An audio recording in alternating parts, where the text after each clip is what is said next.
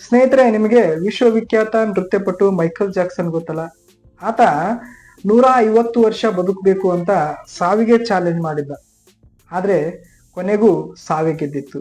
50 ವರ್ಷ ವಯಸ್ಸಿನ Michael Jackson ಶವವಾಗಿ ಮಲಗಿದ್ದ. ಮೈಕಲ್ ಜಾಕ್ಸನ್ 150 ವರ್ಷ ಬದುಕಬೇಕು ಅಂತ ಮಾಡಿಕೊಂಡಿದ್ದಂತಹ ತಯಾರಿ ಬಗ್ಗೆ ನೀವೇನಾದ್ರೂ ಕೇಳಿದ್ರೆ ಆಶ್ಚರ್ಯ ಪಡ್ತೀರಿ. ಆಶ್ಚರ್ಯ ಆದ್ರೂ ಅದು ಸತ್ಯ.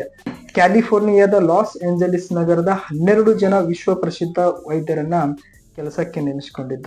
ಅವರು ಪ್ರತಿದಿನ ಮೈಕಲ್ ಜಾಕ್ಸನ್ ಅನ್ನ ತಪಾಸಣೆ ಮಾಡ್ತಾ ಇದ್ರು. ಮೈಕಲ್ ಜಾಕ್ಸನ್ ನ ಪ್ರತಿದಿನದ ಊಟ ಲ್ಯಾಬೋರೇಟರಿಯಲ್ಲಿ ತಪಾಸಣೆಯಾದ ನಂತರ ಸೇವನೆ ಮಾಡ್ತಾ ಇದ್ದ. 15 ಜನರನ್ನ ತನ್ನ ವ್ಯಾಯಾಮ ಮತ್ತು ಇತರ ದಿನನಿತ್ಯದ ಚಟುವಟಿಕೆಗಳನ್ನ ಪೂರೈಸೋದಕ್ಕೋಸ್ಕರ ನೇಮಿಸಿಕೊಂಡಿದ್ದ. ಮಲಗುವ ಹಾಸಿಗೆಯಲ್ಲಿ ತಂತ್ರಜ್ಞಾನದ ಮೂಲಕ ಆಕ್ಸಿಜನ್ ನಿಯಂತ್ರಣದ ವ್ಯವಸ್ಥೆಯನ್ನ ಮಾಡಿಕೊಂಡಿದ್ದ. ಮೈಕಲ್ ಜಾಕ್ಸನ್ ತನ್ನ ಆರೋಗ್ಯದಲ್ಲಿ ಏನಾದ್ರೂ ಏರುಪೇರು ಆದಾಗ ಯಾವುದೇ ತೊಂದರೆಯಾಗಬಾರದೆಂದು ದೇಹದ ಅಂಗಾಂಗ ದಾನ ಮಾಡುವವರನ್ನ ಅತಿ ಹೆಚ್ಚು ಬೆಲೆಗೆ ಕೊಟ್ಟು ಕೊಂಡುಕೊಂಡಿದ್ದ. ಕಾರಣ ಇಷ್ಟೇ, 150 ವರ್ಷ ಬದುಕುವ ಕನಸು ಇಷ್ಟೆಲ್ಲ ತಯಾರಿಗೆ ಕಾರಣವಾಗಿತ್ತು. ಕಾಲದ ತೀರ್ಮಾನದ ಮುಂದೆ ಮೈಕಲ್ ಜಾಕ್ಸನ್ನ 150 ವರ್ಷ ಬದುಕುವ ಕನಸು ಕಮರಿ ಹೋಗಿತ್ತು. ಜೂನ್ 25, 2009 ಮೈಕಲ್ ಜಾಕ್ಸನ್ ಎನ್ನುವ ದೈತ್ಯ ಪ್ರತಿಭೆ ತನ್ನ 50ನೇ ವಯಸ್ಸಿನಲ್ಲಿ ಇಹಲೋಕವನ್ನ ತ್ಯಜಿಸಿತು. 150 ವರ್ಷ ಬದುಕಲೇಬೇಕು ಎಂದು 25 ವರ್ಷಗಳ ತಯಾರಿ ಮಣ್ಣು ಪಾಲಾಗಿತ್ತು. 12 ಜನ ವಿಶ್ವ ಪ್ರಸಿದ್ಧ ವೈದ್ಯರು ಮತ್ತು ಕ್ಯಾಲಿಫೋರ್ನಿಯಾ ಲಾಸ್ ಏಂಜಲೀಸ್ನ ವೈದ್ಯರು ಕೈಚೆಲ್ಲಿ ಕೂತ್ಕೊಂಡಿದ್ರು. ಆಕ್ಸಿಜನ್ ಹಾಸಿಗೆ ಯಾವುದೇ ಕೆಲಸಕ್ಕೆ ಬರಲಿಲ್ಲ. ಲ್ಯಾಬೋರೇಟರಿಯಲ್ಲಿ ಪರೀಕ್ಷೆಯಾದ ಊಟ ಹಳಸಿತ್ತು.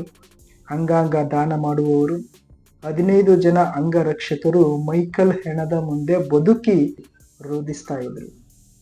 ಮೈಕಲ್ ಜಾಕ್ಸನ್ ತಾನು ಬದುಕಿದ್ದಾಗ ಎಷ್ಟೋ ಬಡ ಜನರಿಗೆ ತನ್ನ ಸಹಾಯ ಹಸ್ತ ಚಾಚಿದ್ದ.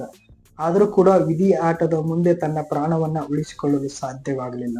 ಈ ಕಥೆಯ ಸಾರಾಂಶ ಇಷ್ಟೇ: ಎಷ್ಟೇ ಹಣ, ಆಸ್ತಿ, ಅಂತಸ್ತು, ಅಹಂಕಾರ ಯಾವುದು ಕೂಡ ಶಾಶ್ವತ ಅಲ್ಲ ಅನ್ನೋದು. ಮೈಕಲ್ ಸತ್ತಾಗ 2.5 ಮಿಲಿಯನ್ ಜನ ಲೈವ್ ನಲ್ಲಿ ಶವ ಸಂಸ್ಕಾರ ಮಾಡುವುದನ್ನ ನೋಡಿದ್ರು. ಕಾರಣ ಇಷ್ಟೇ, ಆತನ ಸಾಧನೆ.